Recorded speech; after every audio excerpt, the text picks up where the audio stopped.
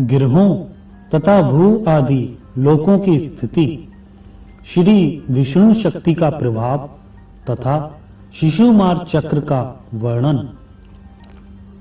मुनियों ने कहा, महाभाग लोमहर्षण जी, अब हम भू आदि लोकों का, गिरहों की स्थिति का तथा उनके परमाण का यथार्थ वर्णन सुनना चाहते हैं। आप कृपा पूर्वक बतलाएं। लोमहर्षण जी बोले, सूर्य और चंद्रमा की किरणों से समुद्र, नदी और पर्वतों सहित जितने भाग में प्रकाश फैलता है उतने भाग को पृथ्वी कहते हैं। पृथ्वी विस्तृत होने के साथ ही गोलाकार है। पृथ्वी से 1,00,000 योजन ऊपर सूर्य मंडल की स्थिति है और सूर्य मंडल से 1,00,000 योजन दूर चंद्रमंडल स्थित है। चंद्रमंडल से 1,00,000 योजन ऊपर संपूर्ण नक्षत्र मंडल प्रकाशित होता है। नक्षत्र मंडल से 2,00,000 योजन ऊंचे बुध की स्थिति है। बुध से 2,00,000 योजन शुक्र स्थित है। शुक्र से 2,00,000 योजन मंगल तथा मंगल से 2,00,000 योजन ऊंचे देवगुरु बृहस्पति स्थित है। बृहस्पति से 2,00,000 योजन ऊपर शनैश्चर है और उनसे 1,00,000 योजन ऊंचे सप्तऋषि मंडल स्थित हैं। सप्तऋषियों से 1,00,000 योजन ऊपर ध्रुव हैं, जो समस्त ज्योतिर्मंडल के केंद्र हैं। ध्रुव से ऊपर महरलोक है, जहां एक कल्प तक जीवित रहने वाले महात्मा पुरुष निवास करते हैं। उसका विस्तार 1 करोड़ योजन है। उसके ऊपर जनलोक है, जिसका विस्तार 2 करोड़ योजन है। वहीं शुद्ध अंतःकरण वाले ब्रह्म कुमार, सनंदन आदि महात्मा वास करते हैं। जललोक से ऊपर उससे चौगने विस्तार वाला तपोलोक स्थित है, जहां शरीर रहित वैराज आदि देवता रहते हैं। तपोलोक से ऊपर सत्यलोक प्रकाशित होता है, जो उससे 6 गुना बड़ा है। वहां सिद्ध आदि एवं मुनिजन निवास करते हैं। वह पुनर्जन्म एवं पुनर्मृत्यु का निवारण करने वाला लोक है। जहां तक पैरों से जाने योग्य पार्थिव वस्तु है, उसे भूलोक कहा गया है। उसका विस्तार पहले बताया जा चुका है। भूमि और सूर्य के बीच में जो सिद्ध एवं मुनियों से सेवित प्रदेश है, वह भुवलोक कहा गया है। यही दूसरा लोक है। ध्रुव और सूर्य के बीच में जो 14,00,000 योजन विस्तृत स्थान है, उसे लोक स्थिति का विचार करने वाले पुरुषों ने स्वर्ग लोक बतलाया है। भू, भू और स्वहा, इन्हीं तीनों को त्रिलोक्य कहते हैं। विद्वान ब्राह्मण इन तीनों लोकों को कीर्तक कहते हैं। इसी प्रकार ऊपर के जो जन, तप और सत्य नामक लोक हैं, वे तीनों अविनाशी कहलाते हैं। कृतक और अकृतक के बीच में महर लोक है, जो कृतकाकृतक कहलाता है। यह कल्पांत में जन शून्य हो जाता है, किंतु नष्ट नहीं होता।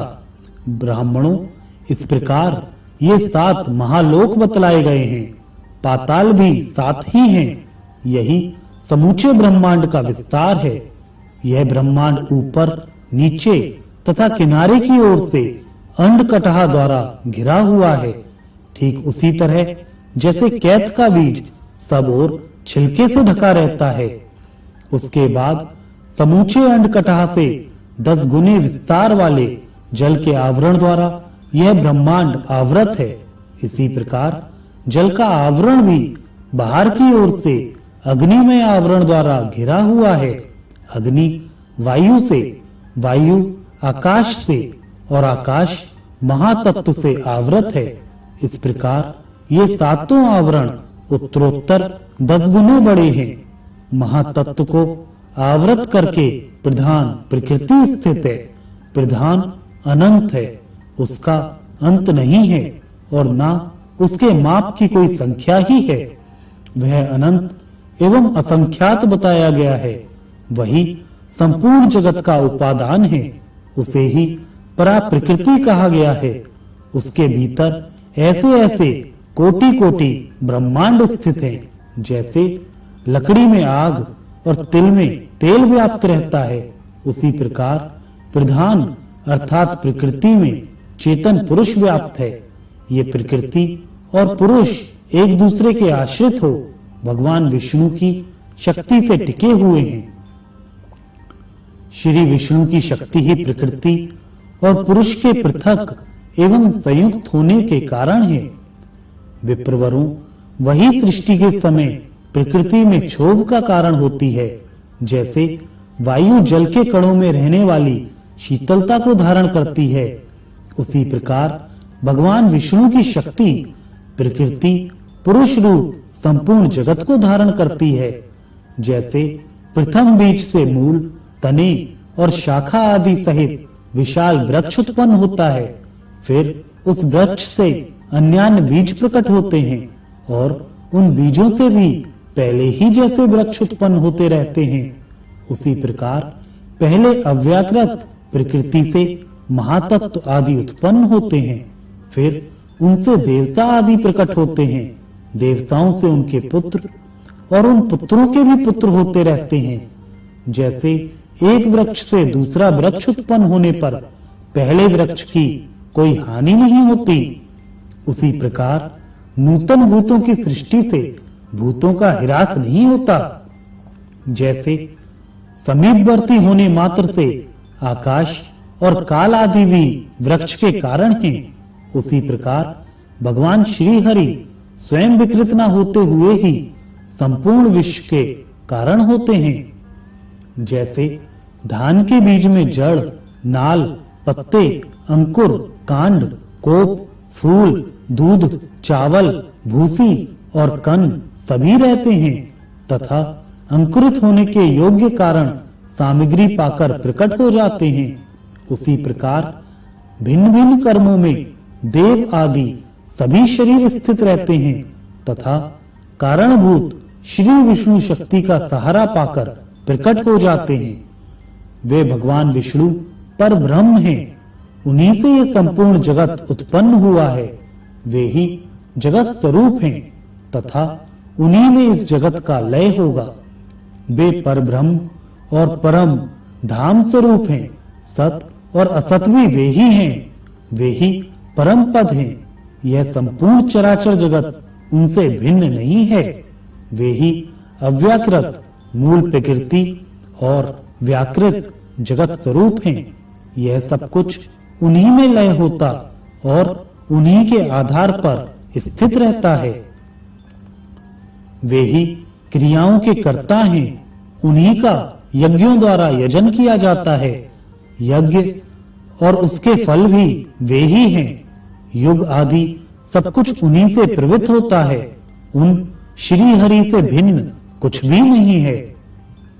लोमहर्षण जी कहते हैं, आकाश में शिशुमार के आकार में जो भगवान का तारामय स्वरूप है, उसके पुच्छ भाग में ध्रुव की स्थिति है। ध्रुव स्वयं अपनी परिधि में भ्रमण करते हुए सूर्य, चंद्र आदि अन्य ग्रहों को भी घुमाते हैं। ध्रुव के घूमने पर उनके साथ ही समस्त नक्षत्र चक्र की भांति घूमने लगते हैं। सूर्य, चंद्रमा, तारे, नक्षत्र और ग्रह ये सभी वायुमय डोरी से ध्रुव में बंधे हुए हैं। शिशुमार के आकार का आकाश में जो तारा में रूप बताया गया है, उसके आधार परम धाम स्वरूप साक्षात भगवान नारायण हैं, जो शिशुमार के हृदय देश में स्थित हैं। देवता, असुर और मनुष्यों सहित यह संपूर्ण जगत भगवान नारायण के ही आधार पर टिका हुआ है। सूर्य 8 महीनों में अपनी किरणों द्वारा रसात्मक जल का संग्रह करते हैं और उसे वर्षा काल में बरसा देते हैं। उस वृष्टि के जल से अन्न पैदा होता है और अन्न से संपूर्ण जगत का भरण पोषण होता है। सूर्य अपनी तीखी किरणों से जगत का जल लेकर उसके द्वारा चंद्रमा की पुष्टि करते हैं। धूम, अग्नि और वायु रूप मेघों में स्थापित किया हुआ जल अब भ्रष्ट नहीं होता, अतएव मेघों को अभ्र कहते हैं। वायु की प्रेरणा से मेघस्थ जल पृथ्वी पर गिरता है। नदी, समुद्र, पृथ्वी तथा प्राणियों के शरीर से निकला हुआ ये 4 प्रकार के जल सूर्य अपनी किरणों द्वारा ग्रहण करते हैं और उन्हीं को समय पर बरसाते हैं। इसके सिवा वे आकाश गंगा के जल को भी लेकर उसे बादलों में स्थापित किए बिना ही शीघ्र पृथ्वी पर बरसा देते हैं। उस जल का स्पर्श होने से मनुष्य के पाप धुल जाते हैं, जिससे वह नरक में नहीं पड़ता। यह दिव्य स्नान माना गया है। कृत्तिका आदि विषम नक्षत्रों में सूर्य के दिखाई देते हुए आकाश से जो जल गिरता है उसे दिग्गजों द्वारा फेंका हुआ आकाश गंगा का जल समझना चाहिए। इसी प्रकार भरणी आदि सम संख्या वाले नक्षत्रों में सूर्य के दिखाई देते हुए आकाश से जो जल गिरता है वह भी आकाश गंगा का ही जल है, जिसे सूर्य की किरणें तत्काल ले आकर बरसाती हैं। यह दोनों ही प्रकार का जल अत्यंत पवित्र और मनुष्यों का पाप दूर करने वाला है। आकाश गंगा के जल का स्पर्श दिव्य स्नान है। बादलों के द्वारा जो जल की वर्षा होती है वह प्राणियों के जीवन के लिए सब प्रकार के अन्न आदि की पुष्टि करती है। अतः वह जल अमृत माना गया है। उसके द्वारा अत्यंत पुष्ट हुई सब प्रकार की औषधियां फलती, पकती एवं प्रजा के उपयोग में आती हैं। उन औषधियों से शास्त्रदर्शी मनुष्य प्रतिदिन विहित यज्ञों का अनुष्ठान करके देवताओं को तृप्त करते हैं। इस प्रकार यज्ञ, वेद, ब्राह्मण आदि वर्ण, संपूर्ण देवता, पशु, भूतगण तथा स्थावर संपूर्ण जगत ये सब वृष्टि के द्वारा ही धारण किए गए हैं। वृष्टि सूर्य के द्वारा होती है। सूर्य के आधार ध्रुव, ध्रुव के शिशुमार चक्र तथा शिशुमार चक्र के आश्रय साक्षात भगवान नारायण हैं। वे शिशुमार चक्र के हृदय देश में स्थित हैं। वे ही संपूर्ण भूतों के आदि पालक तथा सनातन प्रभु हैं। मुनिवरों, इस प्रकार मैंने पृथ्वी, समुद्र आदि से युक्त ब्रह्मांड का वर्णन किया। अब और क्या सुनना चाहते हो?